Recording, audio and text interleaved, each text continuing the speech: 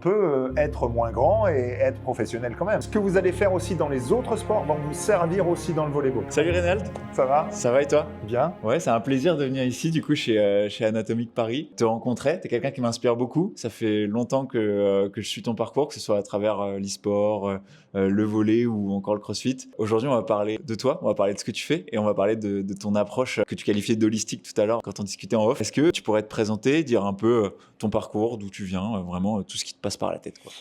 Alors, en tout cas, ravi de faire ta connaissance et de pouvoir aussi partager effectivement ma vision de la vie en version voilà, pleine, mais évidemment du sport, de la santé aussi. Alors, mon parcours, il commence, on va commencer à partir du moment où je suis rentré dans la vie active. Je rentre à l'armée comme moniteur de sport. Et j'ai la chance à partir de là d'avoir à chaque fois eu en main, ou en tout cas j'ai pu travailler auprès de publics très particuliers. À chaque fois c'est des niches, mais qui ont tous un point commun, c'est la performance de haut niveau. Donc je rentre à l'armée, je m'occupe des élèves pilotes de chasse pendant 5 ans en préparation physique. Directement, voilà. Après une formation évidemment et des stages en continu sur le fait d'accompagner de la meilleure des manières possibles un public qui vit aussi évidemment des contraintes physiques, psychiques, cognitives, etc. dans leur travail. Et aussi dans leur mission, évidemment, quand ils doivent aller sur le terrain une fois qu'ils sont macaronnés et qu'ils deviennent pilotes de chasse et qu'ils partent en mission après. Donc du coup ça a été ma première expérience, et puis après j'ai été muté à l'école polytechnique à Palaiseau. Donc là je me suis retrouvé face à des ingénieurs aussi de très haut niveau, donc encore un public aussi qui demande aussi d'être pointu dans son domaine, parce que c'est des personnes qui réfléchissent très bien, très vite. Donc du coup faut être bien câblé aussi. Mais une très très belle expérience. Et à partir de là, moi, j'ai eu la chance d'être du coup Polytechnique se retrouve à côté de Paris Sud Orsay, la faculté. Donc moi, j'ai repris un cursus universitaire en STAPS, en neurosciences, et je suis parti. J'ai quitté l'institution militaire pour partir dans le sport de haut niveau, qui était mon rêve d'enfant. Voilà. Donc j'ai intégré le football. J'ai intégré le football puisque c'était mon sport de prédilection, où je faisais depuis tout petit. J'avais les diplômes d'entraîneur. J'étais d'abord entraîneur de foot. J'ai basculé après dans le monde de la préparation physique. J'ai eu l'opportunité du coup de travailler avec l'équipe professionnelle de Créteil. Et puis les rencontres ont fait que, à un moment donné, je me suis retrouvé et j'ai décidé aussi. C'était des rencontres et en même temps des choix de vie. Et je suis parti dans le volleyball. Okay. Paris à l'époque était champion de France en titre. La classe. Ça allait jouer la Ligue des Champions. Et c'était impossible de refuser. Je voulais aller au plus haut niveau possible. Et du coup, j'ai intégré le Paris Volley. J'ai eu la chance de travailler avec des personnes incroyables, que ce soit les coachs ou les préparateurs physiques. Et j'ai travaillé 12 ans au Paris Volley. Donc, longue carrière. Entre-temps et pendant ce temps-là de 12 ans, j'ai travaillé avec le Stade Français, l'équipe féminine aussi. J'ai eu l'occasion aussi, l'opportunité de travailler avec l'équipe de France féminine pendant 2 années. Et toujours en parallèle de tout ça, j'ai fait beaucoup de choses en parallèle. Effectivement, le 2010, je me suis formé au CrossFit. Ça n'existait quasiment pas en France. En 2010. Ah ouais, c'était bébé, quoi. En France, on trouvait des choses sur YouTube. Quelques petites choses. Il y avait quelques personnes qui avaient été se former à l'étranger. Okay. Et moi, j'ai fait partie la première année des premiers coachs français. Du coup, j'ai dû aller me former aussi à l'étranger pour avoir des spécialités. Et les rencontres ont fait aussi que j'ai ouvert ma box de CrossFit dans l'Essonne. Okay. Ça a été une expérience, et puis rattrapé évidemment par ma curiosité naturelle de vouloir comprendre comment l'organisme fonctionnait d'une manière vraiment holistique. J'ai continué à me former dans d'autres domaines comme la nutrithérapie, donc toute la micronutrition, la respiration, qui est un vrai sujet, les neurosciences. Voilà, ça avait été quelque chose que j'avais fait vers 2007-2008 et j'ai repris vraiment. Pourquoi ? Parce qu'il y a eu une période où justement j'ai été sollicité par Vitality pour m'occuper des gamers. Ça a été une expérience aussi incroyable avec des joueurs qui sont aussi pour certains qui sont des amis maintenant, parce qu'on rencontre vraiment des belles personnes, et de vivre encore du haut niveau, quoi, du sport de haut niveau et du e-sport de haut niveau aussi. Ouais, bah ouais. Puis Voilà. j'ai l'impression au travers de ton parcours que tu as vraiment une recherche de la nouveauté, de quelque chose qui va te sortir un petit peu de ce que tu sais faire, une sorte de soif d'apprendre, tu vois, que ce soit au début du CrossFit, que ce soit là, on est encore, à mes yeux, je pense qu'on est encore pas au tout début de l'e-sport, parce que ce serait abusé de dire ça, mais je pense qu'on est vraiment sur une phase clé en e-sport où on est vraiment sur une pente ascendante de fou, et de se dire que tu étais là au début, quoi. Alors, en fait, ce qui est amusant, et c'est vrai que je me suis déjà fait la réflexion, c'est alors, le CrossFit, comment ça arrive? Je viens du football et je lis un article, on est en 2009, je lis un article sur les Allemands gagnent la Coupe du Monde en 2006, si je ne me trompe pas. De souvenirs, on rectifiera si je me suis trompé d'une année. Bon, Pierre, c'est pas grave. Voilà. Et je lis un article qui indique les Allemands ont été préparés par des préparateurs physiques américains. Et là, je suis parce que l'Europe reste quand même le berceau entre guillemets du football. Et alors bien sûr, il y a le Brésil, il y a tout ça, mais c'est quelque chose de très fort chez nous en Europe. Et donc du coup, je dis qu'est-ce que c'est que ça? C'est quoi ces méthodes-là, ces techniques-là? Et effectivement, il y avait pas certainement pas que ça pour les préparer, mais ils avaient fait du conditioning, du travail sous forme de CrossFit avec des coachs américains. Et j'ai dit, mais c'est quoi cette approche-là? Donc, du coup, moi, je me suis beaucoup renseigné. Ça m'a plu parce que je suis aussi pratiquant. Enfin, je suis pratiquant, j'ai besoin de pratiquer parce que je pense que les deux vont ensemble. Et comme j'aime l'effort aussi un peu extrême, donc du coup, ça m'a beaucoup plu. On est dedans, là. J'étais complètement dedans. J'ai fait les French la première année. C'était une vraie expérience. Et effectivement, après, donc ça, c'est voilà, je suis tombé dans le CrossFit comme ça.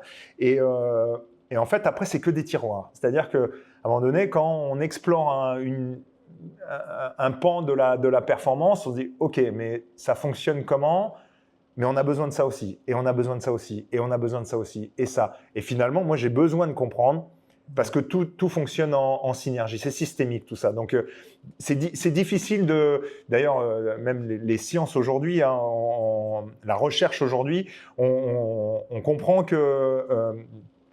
quand les recherches fondamentales sont dissociées, on n'a pas vraiment la genèse, vraiment ce qui se passe réellement. Et donc, du coup, le terrain nous amène des vérités qu'on est obligé de prouver après, etc. Mais là, l'idée, c'était vraiment pour moi, c'est de comprendre. Si je prends par exemple, moi, là où j'en suis aujourd'hui, j'ai complètement basculé dans les sciences cognitives. Et le cerveau, comment on fait pour l'optimiser, pour le potentialiser? On comprend de quoi il a besoin. Il a besoin d'oxygène, il a besoin de glucose, il a besoin de stimuler. Et du coup, l'activité physique en fait partie, le sommeil en fait partie. Donc, en fait, on s'aperçoit que pour un organe, mais pour tous finalement, il y a des injonctions de partout. Et donc, du coup, c'est compliqué de dire j'utilise que ce vecteur-là pour le développer. Mais non. Donc, il faut regarder pour moi dans sa globalité.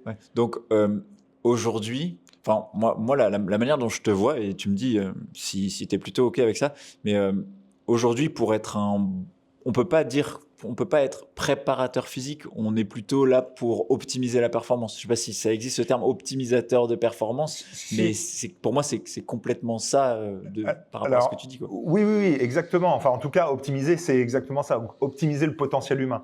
Moi, c'est comme ça qu'aujourd'hui, je me définis pour… au moins connaître, évidemment que sur le bout des doigts, chaque domaine, il me manque des choses pour tout comprendre, mais c'est très bien d'avoir effectivement des spécialistes qui sont vraiment des experts dans chaque domaine, mais après, il faut savoir, et c'est là, et chez Vitality, on avait un peu cette approche-là, même si après, on ne l'a pas développé autant que moi, j'aurais aimé, mais c'est d'avoir un head performance, c'est d'avoir quelqu'un qui va rassembler un petit peu les experts dans chaque domaine pour concilier tout ça, pour comprendre à quel moment on met les curseurs, parce que d'avoir quelqu'un qui est un spécialiste de la force, vraiment de la force, c'est important, c'est intéressant aussi, mais il va lui manquer d'autres choses pour comprendre tout le système. Donc, c'est bien d'avoir des experts, mais en fait, il faudrait après une espèce de pôle, quoi. Ouais, c'est ça, c'est un pôle ça, c'est l'idéal, de performance. Absolument. Ok, très bien. Et est-ce que tu avais ça, par exemple, au Paris Volley? Alors, en Paris Volley, non. Le volley est un sport, en tout cas économiquement, est un sport mineur. Oui. Donc, et c'est le nerf de la guerre. En France? C'est en France, en tout cas, en ouais. France, absolument. Et c'est le nerf de la guerre. On voit les Qataris au Paris Saint-Germain. Ils ont une flopée de kinés, de médecins, préparateurs physiques. Ils en ont pour plusieurs, pour des petits groupes de joueurs, etc. Donc, toute une question après de moyens pour pouvoir aller au plus près de la, entre guillemets, de la vérité, Ouais. des psychologues, etc. Non, nous, au Paris Volley, alors c'est pas péjoratif, mais on a bricolé, mais il y avait aussi des forces très importantes dans ce club, c'est que c'était, contrairement peut-être à d'autres endroits, j'ai pas fait 25 000 clubs professionnels, mais des personnes intelligentes, hyper investies, passionnées, Ouais. et ça a fait des miracles. J'appellerais ça comme ça, mais ça fait des miracles. C'est-à-dire que le Paris Volley est un club qui est hyper titré. Moi, j'ai vécu des moments incroyables aussi de titre de champion de France, de Coupe d'Europe, etc. Et pourtant, en off, on se dit, OK, on a bricolé sur des choses, on a réussi à se débrouiller un peu comme ça, sans avoir la Rolls du matériel, sans avoir... voilà. Mais c'est un peu le... Il y a des choses que peut-être d'autres clubs n'ont pas, mais là, c'est vrai qu'il y avait une culture de la gagne, il y avait une niaque, une passion, un truc très fort. Ok, ben c'est génial. Et ce terme de bricolage, moi, je le trouve vraiment génial parce qu'au final, quand on parle de préparation physique, voilà, il y a de la préparation physique pour tout type de sport, de club, etc. Et même en tant qu'entraîneur, on est toujours un peu obligé de devoir bricoler. Moi, je vois, parce qu'à la base, j'entraînais au volley, et c'est de se dire, ok, bon, comment je vais pouvoir mettre tel exercice en place, sachant qu'avec telle machine, ce serait incroyable, mais on n'a pas de thune, donc on va devoir mettre du scotch sur des mires pour tendre un élastique, machin Exactement et tout. Ça. Et aussi, c'est ce qui fait un peu le charme de ça, parce qu'au final, tu as beau te triturer le crâne, tu trouves une nouvelle technique avec le matos qui existe que dans ton gymnase, parce que tel poteau, il existe nulle part ailleurs. Ouais. Et c'est comme ça que tu t'en sors. Donc, le terme bricolage, je le trouve sympa. Ouais, c'est ça. Faut pas le prendre d'une manière négative, mais plutôt, c'est justement, c'est de l'intelligence aussi et individuelle et collective. On avait des forces individuelles, mais il y avait un vrai collectif. Il y avait vraiment des énergies qui sont... On se sent, et ça c'est beaucoup, du coup ça rentre aussi dans la sphère psychologique, hein, c'est-à-dire que les joueurs sentaient que nous on donnait notre maximum même si on n'avait pas toujours le matériel qu'il fallait, tous les gens du club étaient orientés vers ça, et ça se ressentait, et on était tous passionnés, on était tous là à tous les matchs le samedi, etc. Ouais. Et voilà, et donc les joueurs le ressentent aussi, ils voient bien qu'on est avec eux, on est une famille, et j'ai vécu des années assez incroyables. Super. Là, on va rediscuter un petit peu plus spécialement de volley. Ouais. Là, aujourd'hui, moi, mon audience, elle est composée principalement de volleyeurs, Ouais. et j'ai beaucoup de volleyeurs débutants qui cherchent, qui sont un peu perdus et qui cherchent un peu par tous les moyens à trouver comment s'améliorer. Sauf qu'aujourd'hui, sur les réseaux, on est un peu perdu parce que on entend par exemple, moi j'ai l'exemple parce qu'on m'en parle beaucoup, je reçois beaucoup de messages sur ça. On me demande pas comment sauter plus haut, on me demande quel exercice de pliométrie on devrait faire pour sauter plus haut.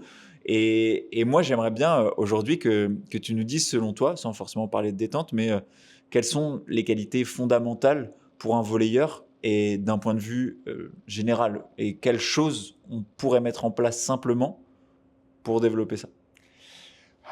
Oh là là, ça c'est des questions pas évidentes, mais bon, la première des choses évidemment, mais ça je pense que c'est le point commun à tous, à tout ton public, faut être passionné.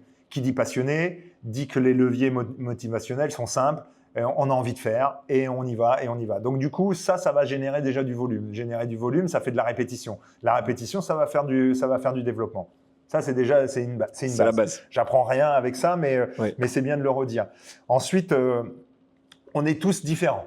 On a tous un terrain différent. Donc, quand je parle de terrain, je parle de génétique. Ouais. On a tous un terrain différent. Évidemment que, en fonction de son terrain et du travail qu'on va fournir, ça va nous donner un résultat. On peut avoir beaucoup de talent, si on ne fait pas grand-chose, on ne va pas beaucoup le développer. Et des personnes qui en ont un peu moins, mais qui vont être des gros travailleurs. Je suis tombé sur une discussion, une discussion sur les réseaux, une interview de Christophe Dugarry qui parlait de Zidane et qui expliquait que Zidane était un énorme travailleur et qu'au départ, évidemment, il avait des qualités et il avait quelque chose de différent des autres. Mais à ce moment-là, vers 16-17 ans, il n'était pas le plus forcément. Déjà, c'était pas encore le joueur qu'on a connu après et qu'il a travaillé énormément. Donc du coup, le fait d'avoir du volume, de répéter, et de travailler, de s'engager dans l'activité, on va beaucoup plus développer que la personne qui le fait peu, même si elle avait du talent à la base. Après, ça va être une relation aussi avec l'environnement dans lequel vous allez être. C'est-à-dire, est-ce que vous allez avoir un entraîneur qui vous stimule de la bonne manière, qui vous correspond, est-ce que vous êtes voilà. Ça va aussi. Il va comprendre aussi un peu qui vous êtes. On a donc tous des profils différents. Je reviens pas sur la génétique, mais on a tous des profils différents. Donc, et moi je l'ai eu évidemment dans ma carrière de volley, c'est que évidemment, il y a des joueurs plus grands, d'autres plus petits, d'autres un peu plus rapides, d'autres moins, d'autres, etc. On a tous des profils. On sait qu'au volley, c'est un peu la beauté de ce sport aussi, comme dans d'autres sports collectifs, mais du coup, on peut être moins grand et être professionnel quand même. J'ai eu des joueurs, ils étaient plus petits que moi, ils étaient libéraux et ils étaient très bons. Après, je pense en général, les libéraux sont moins grands déjà, Oui, mais je sais qu'il était plus petit que moi, ou alors ça se joue à pas grand-chose, mais qui est aujourd'hui en équipe de France, c'est Benjamin Diaz, que j'ai eu. Mais bon, un œil incroyable, un toucher de dingue aussi, et pourtant son gabarit, il est assez fin, il fait pas 1m95, mais il a développé du toucher. Et le toucher, c'est beaucoup de répétitions, c'est aussi de la perception de l'information parce qu'il faut voir à quel moment il faut se déplacer, etc. Donc ça, on peut le travailler, évidemment. Ça, on peut le travailler. C'est la répétition qui va faire les choses. Après, si on parle de saut, évidemment qu'on peut aller… on a des qualités, comme je parlais tout à l'heure, on a des qualités de naissance. Oui. En revanche, on peut quand même développer ça. Et effectivement, si je donne des choses très simples que vous pouvez faire chez vous, qui vont travailler le pied, parce que le pied reste quand même le premier contact qu'on va avoir avec le sol pour pouvoir aller engager une triple articulation qui est cheville, genou, hanche, et après développer mais avec le haut du corps, puisque c'est une coordination bas-haut du corps aussi. On peut avoir des appuis en l'air sans avoir de mur ni rien et de rester en appui, d'être solide au niveau du tronc pour aller frapper sa balle. Travail de pied, on peut faire des escaliers, on peut faire de la corde à sauter, on peut faire toutes ces choses-là qui vont être un petit peu sur cette… Mais du coup, de travailler cette tonicité de la cheville, cette réponse au sol, de pouvoir ne pas trop absorber d'énergie, mais surtout la restituer le plus rapidement possible.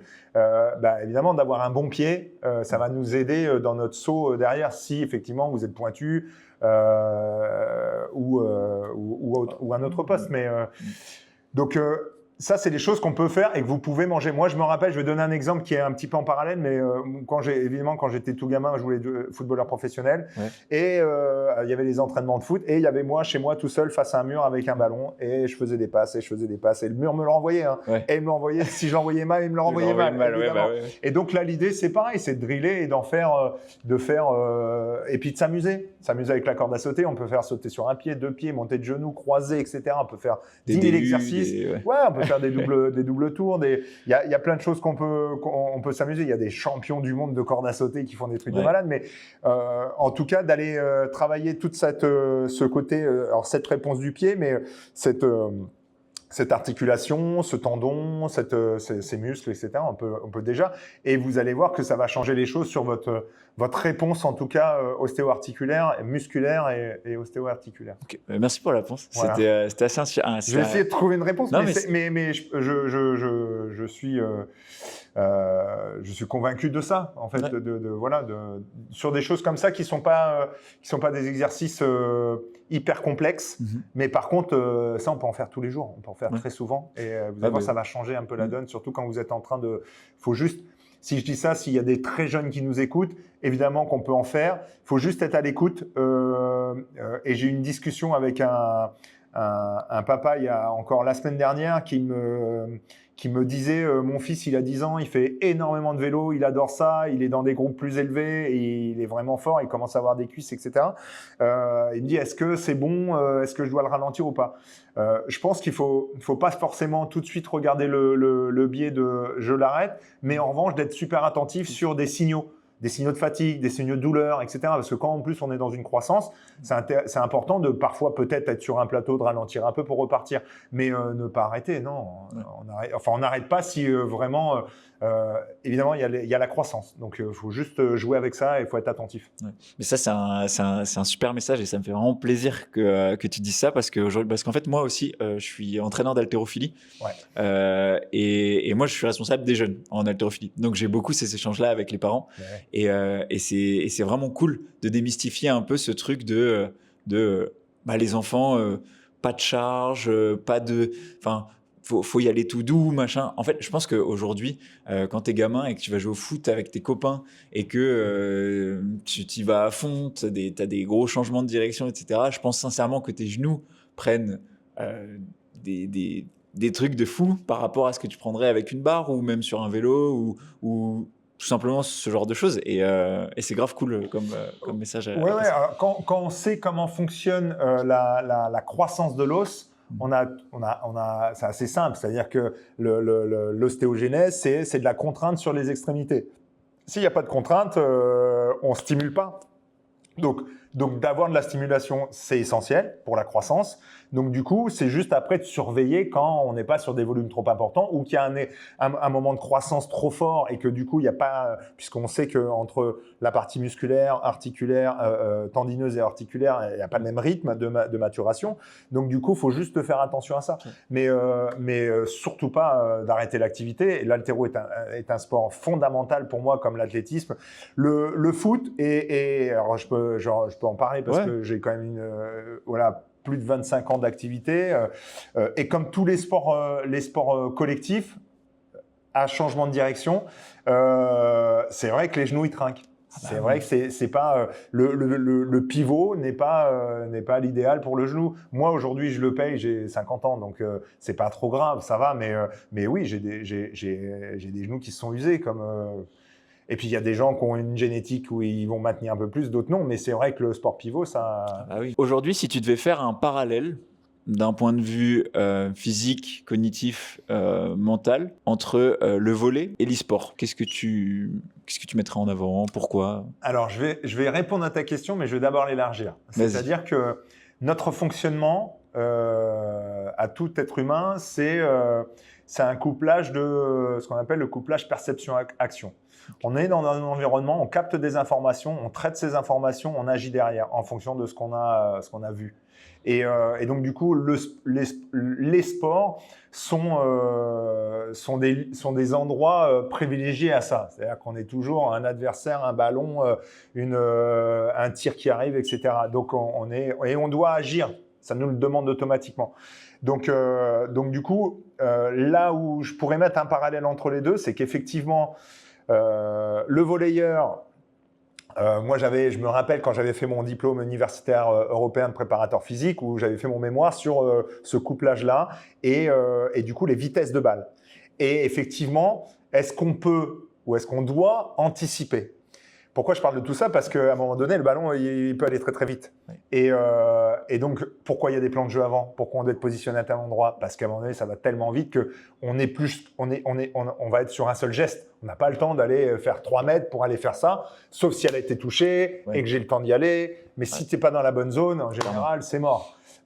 Sauf au service ou au service, quand ça part de très loin, tu as une petite fenêtre où tu peux encore faire quelque chose pour te déplacer, pour aller la chercher.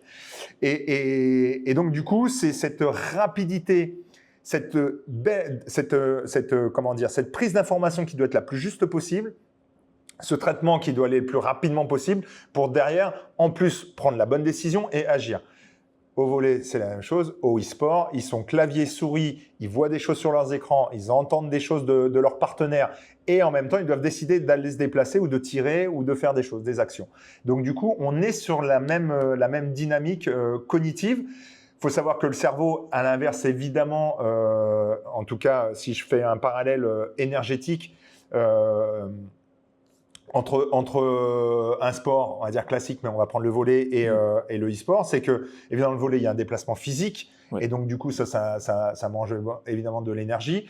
Au e-sport, il y en a pas, mais il y en a quand même un tout petit peu. Donc là, je mettrai un tout petit trait là-dessus. C'est qu'il y en a quand même de rester dans une certaine posture, qui mange de l'énergie, même si elle peut paraître statique. Mais surtout, le cerveau, quand il est énormément sollicité comme ça, brûle énormément de glucose.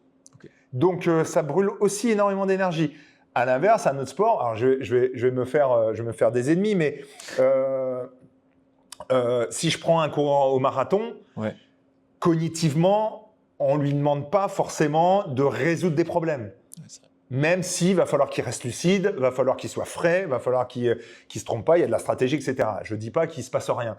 Mais en revanche, quand il y a on est au volley, il y a un placement, la balle a été touchée, je dois me replacer, etc. Enfin, il y a plein de choses qui peuvent se passer en temps réel où va falloir vite trouver des solutions. Et dans le e-sport, c'est pareil. On a placé, on part comme ça, mais eux ils se placent là, mais en fait là, oui, mais on avait décidé dans le plan de jeu, c'était là, etc. Donc ça mange aussi énormément parce que ça demande de la concentration, ça demande de trouver, de résoudre, c'est du raisonnement, c'est de la mémorisation, c'est énormément de qualités cérébrales qui vont se conjuguer et qui vont brûler énormément d'énergie. Donc c'est pour ça que j'ai souvent la question, est-ce que le e-sport est du sport? Je l'ai eu énormément cette question et en fait, j'avais vu quelques interviews. Ouais, et en fait, je mets un peu parce que je la trouve un peu enfin pas ridicule, mais elle n'est pas intéressante parce qu'en fait, si on fait une anamnèse, une analyse du sport et du e-sport, c'est codifié pareil. Il y a des règles, il y a un adversaire, il y a des points, il y a etc. Donc on n'est pas sur une activité physique, on est sur du sport codifié. Et puis après, si on parle de dépenses énergétiques, il y en a. Il y en a. Suffit d'aller voir pour ceux qui regardent ça de loin ou qui peuvent critiquer, mais allez voir vraiment si vous avez l'opportunité de voir de très près un gamer professionnel vraiment très haut niveau qui joue. Vous allez voir sa dextérité au niveau des mains, vous allez voir sa rapidité de traitement d'infos.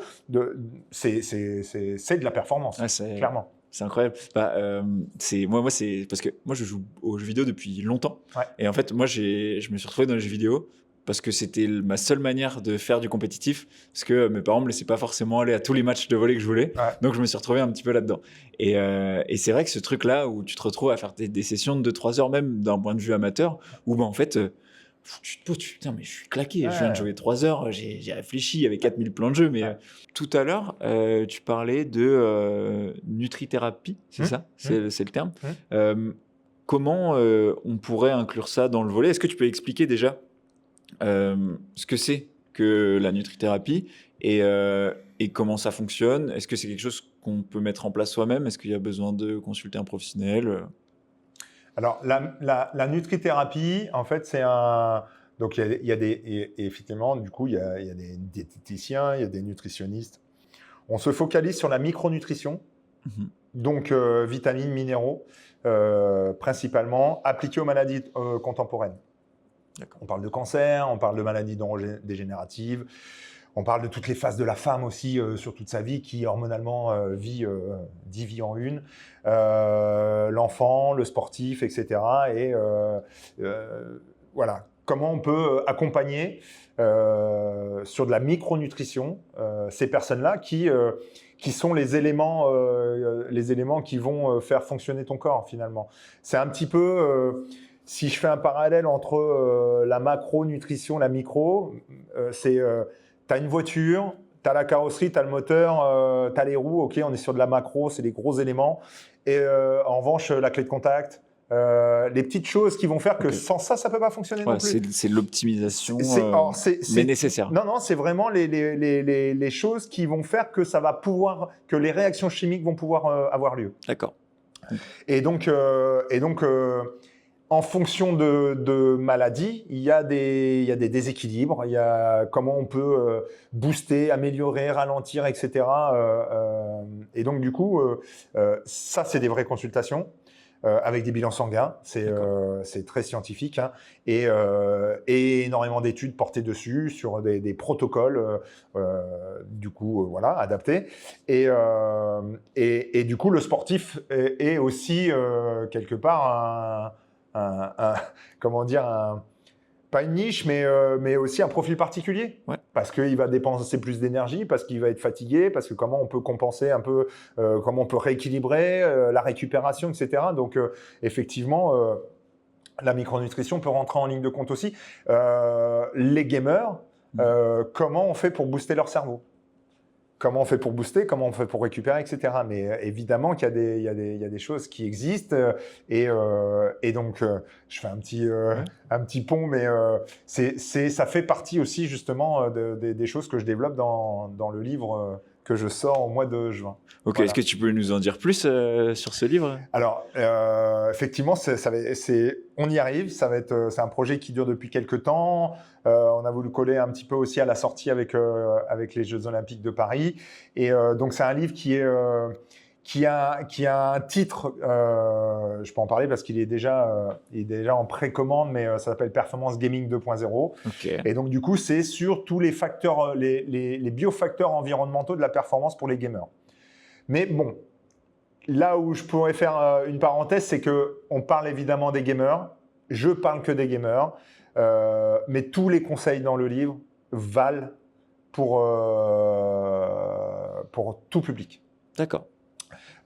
Et donc du coup, je parle de quoi? Je parle de préparation physique, je parle de neurosciences, je parle de nutrition, de préparation mentale, de respiration, de prévention aussi, parce que là, plus pour les gamers ou pour les gens qui vivent souvent devant leur ordinateur, il y a des pathologies quand même.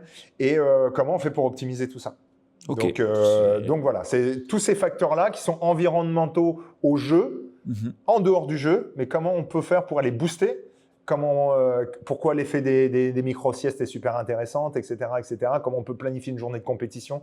Voilà, tout est expliqué dans le livre avec des QR codes, des vidéos, etc. sur des exercices pour aller stimuler le cerveau. Ouais. Ah, génial, trop cool. Ouais. Mais moi, j'ai vraiment hâte de le lire parce que pour le coup, moi, c'est parce que ça fait vraiment longtemps que tu en parles de ce livre, je crois. Ça fait un moment, ouais. Parce que moi, la première fois... Il a été reculé comme ça parce qu'en fait, voilà, il y a eu des retards de ma faute aussi. Hein, oui, après... On fait plein d'autres choses à côté. Ouais, c'est ce que j'allais dire. T'as l'air hyper occupé. On fait pas mal de choses et donc du coup on a reculé un peu et puis là il y avait les JO, donc du coup on a reculé pour les JO et puis moi c'est mon premier livre, donc c'est une expérience aussi.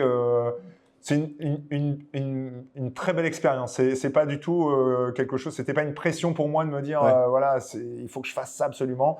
Mais du coup, je l'ai vécu. J'ai pris beaucoup de plaisir. Ouais. J'ai beaucoup de plaisir. Je suis hyper impatient. Vous vous doutez bien. C'est un peu tout. C'est un petit bébé qui sort de voir un peu comment il va être reçu. Et puis là, ça y est, là, t'as fait le grand saut là. Là, j'ai fait, on va dire, 95% du travail fait. Ok, génial, trop cool. On va passer sur la deuxième partie, un petit peu plus décalée, mais avant ça, aujourd'hui, si tu avais un conseil, un truc à donner aux gens qui commencent le volley et qui veulent vraiment s'améliorer, qu'est-ce que tu leur donnerais comme conseil? Est-ce que c'est de passer plus de temps à pratiquer? Parce que aussi j'ai le cas il y a beaucoup de petits clubs qui n'ont pas forcément d'entraîneurs, qui n'ont pas forcément la possibilité de s'entraîner plus d'une ou deux fois par semaine. Qu'est-ce que tu dirais à ces gens-là? Alors, ça va dépendre des âges. Okay. Ça va dépendre des âges parce que on va dire que jusqu'à l'âge de 12 ans, on peut être passionné de volley. Moi, je conseillerais en tout cas rester ouvert aussi à toutes les autres pratiques. Super. Évidemment, n'arrêtez pas le volley. C'est votre passion, faites-le et tant mieux. Mais ça n'empêche pas d'accepter d'aller faire un foot avec les copains. Ça n'empêche pas tiens, on va nager avec papa et maman le dimanche matin, etc., etc. Ouvrez-vous parce que ce que vous allez faire aussi dans les autres sports va vous servir aussi dans le volleyball. Ça, c'est sûr et certain. Et inversement, moi, quand je suis arrivé dans le volley, je venais que du football, je connaissais pas du tout le volley. Donc, comme je suis un peu un jusqu'au boutiste des choses, du coup, j'ai dit OK. J'ai regardé tous les entraînements. Donc, j'étais là, tous les entraînements dans la tribune, et je regardais parce que quand je te dis que je connaissais quasiment rien, mais c'est quasiment rien. Donc, j'étais de l'adulte, j'avais très peu pratiqué. Et puis moi, c'est pas un sport qui est énormément. C'était en plus avant les grandes épopées de l'équipe de France, donc du coup encore moins diffusé à la télé. Et puis on essaie de réfléchir et je dis mais ok, mais en fait moi je viens du football professionnel, mais en fait il y a des choses que je peux amener du football dans le volley. Et finalement, dans le volley, tu peux amener aussi des choses dans les autres sports. Et tout est transversal. Et ça, c'était la première grande révélation intellectuelle que j'ai eue en arrivant dans le volleyball. Donc, je suis allé à Montpellier au Centre national d'entraînement. J'ai lu tous les bouquins qui existaient. Il n'y en avait pas des masses. Ouais. Donc, voilà, il n'y en avait pas beaucoup. Mais j'ai lu tout ça. On m'a accueilli. C'était très bien. Je suis resté 2 ou 3 jours et j'ai lu parce que j'avais mon mémoire aussi à faire. Et puis, j'ai aimé de plus en plus. Et j'ai aimé, alors, pas en tant que joueur, parce qu'évidemment, et le peu que je touchais la balle, c'était avec les joueurs pro. Donc, il n'y avait même pas de sujet. Mais par contre, j'ai aimé regarder le volleyball à ce niveau-là, évidemment. Alors, quand on rentrait direct, on voit du niveau Ligue des Champions. Oui, c'est assez spectaculaire. Ouais, tu m'étonnes. Donc, du coup, voilà. Jusqu'à un certain âge, moi, je dirais, ouvrez-vous à tout, toute pratique. Faites-vous plaisir, ne refusez rien. Et puis, vous verrez que quand vous retournerez à chaque fois dans le volley, vous allez voir qu'il y a des choses des nouvelles connexions qui se sont faites à travers les autosports et vous allez les mettre en place aussi dans le volleyball. Ensuite, quand on devient un peu plus grand et que effectivement, on est dans un coin où il y a peu de moyens, peu de personnes, etc. C'est sûr que c'est difficile. J'ai pas le même jeu. Ouais, j'ai pas le. Il faut évidemment garder une chose fondamentale, c'est le plaisir. Donc même si vous vivez des difficultés parce que on est que 3 aujourd'hui, on n'est pas 7 parce que je sais ce que c'est à des moments, on n'est pas le nombre. Pardon. Trouve un moyen, même à 3, de faire un exercice qui vous fait kiffer, de jouer, de compter des points ou pas, etc. Mais de trouver le plaisir. Donc moi, c'est le seul mot que je pourrais dire. C'est pour avoir de l'engagement, il faut être passionné. Passionné, ça veut dire qu'on est motivé, mais il faut qu'il y ait du plaisir au bout. Donc Trouvez du plaisir, trouvez où vous allez vous amuser. En général, quand on est vraiment, on a le jeu. Je parle d'une manière très très globale, mais on a le jeu en soi. Moi, je peux jouer aux cartes, je peux jouer au ping-pong, je peux jouer à tous les jeux. Ça me fait j'adore. Je peux jouer aux fléchettes, je peux jouer à la pétanque. Voilà, tu kiffes, jeu. T'es dedans. Ouais, le Ça jeu. stimule. En fait, c'est même pas le fait de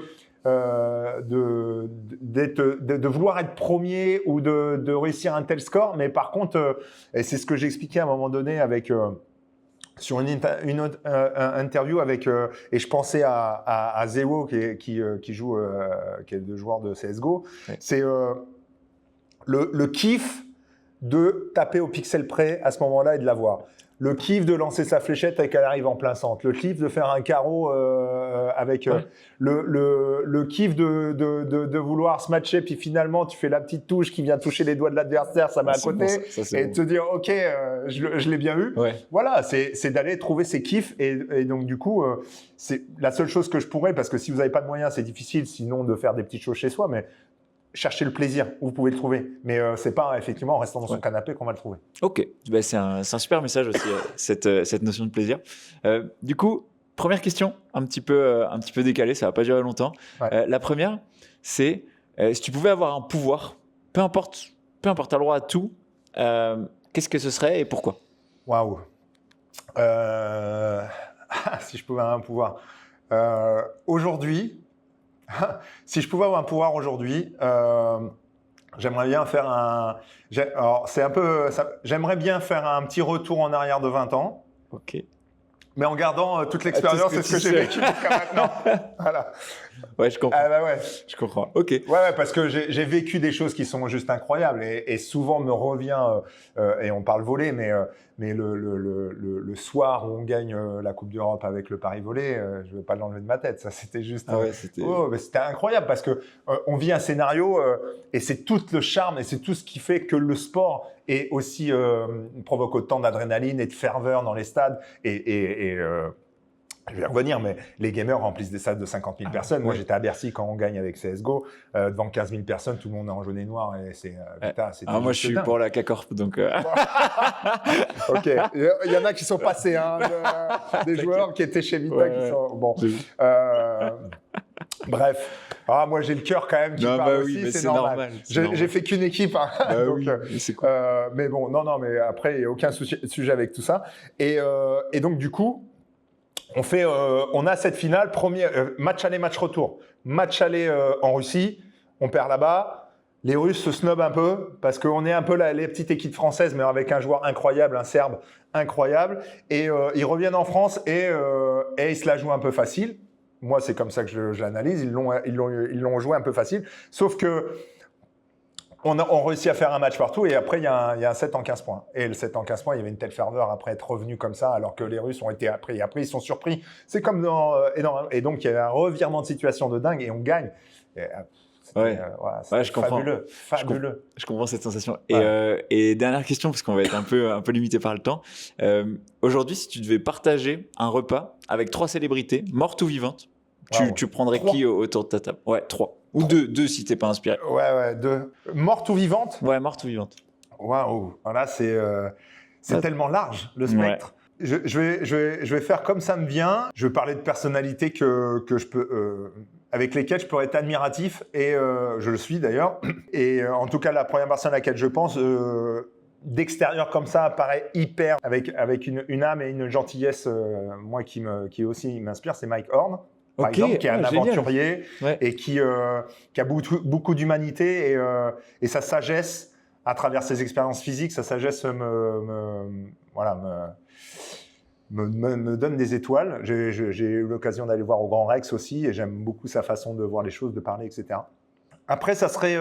c'est dur, hein. C'est très dur parce qu'en fait, il y en a tellement. Je voudrais faire des repas toutes les semaines. Avec 3 personnes à chaque fois. Chaque fois, on va les chercher. Ah, c'est très dur. J'en ai tellement dans la tête. Est-ce que on reste dans le domaine du sport? Non, tu as le livre, là, c'est toi. Alors, je vais citer une autre personne. J'en pensais à 2, 3, mais on va rester sur quelque chose. J'ai 2-3 auteurs français, dont un très, très grand. Et en fait, il faut savoir que tellement dans ma jeunesse, le sport, j'ai laissé de côté certaines choses, comme la littérature française. Okay. Je la découvre depuis moins de 10 ans, de plus en plus. En tout cas, ça me passionne de plus en plus. Donc, je lis de plus en plus des grands ouvrages que j'ai pas lus quand j'avais 15-20 ans et je devais le faire normalement. Okay. Et donc, du coup, j'aurais pu penser à un grand écrivain français, mais en restant sur le même mood de sagesse, d'humanité, de gentillesse. Ça serait Jean d'Ormesson, qui est décédé, mais j'aime beaucoup sa philosophie de vie. Et il avait un sourire qui a irradié toute sa vie, toutes les personnes qu'il a autour de lui. Et du coup, je passerais bien une bonne soirée, je pense, très sympa avec un verre de vin avec lui. Ok, super. Mais merci beaucoup, Reynald, pour le temps que tu m'as accordé. Je t'en prie. Et puis voilà, c'est t'es la deuxième interview de ma vie. Et c'est vraiment un plaisir de te rencontrer. T'es quelqu'un qui m'inspire énormément, que ce soit dans mon approche du sport, dans mes projets de vie. Et donc voilà, je tenais vraiment à te remercier. Merci, ça me touche en tout cas parce que je fais les choses pour moi, mais en même temps, quand j'entends ces discours-là, ça... Et pensez à vous abonner si c'est pas déjà fait. Il y en a d'autres qui arrivent. Reynald, il a écrit un livre. Perso, j'ai trop hâte de le lire. Vous pourrez trouver le lien de précommande dans la description. Il sort le 6 juin de mémoire. Donc, donnez-lui de la force. Il est trop fort. Et voilà, bisous, bonne vidéo.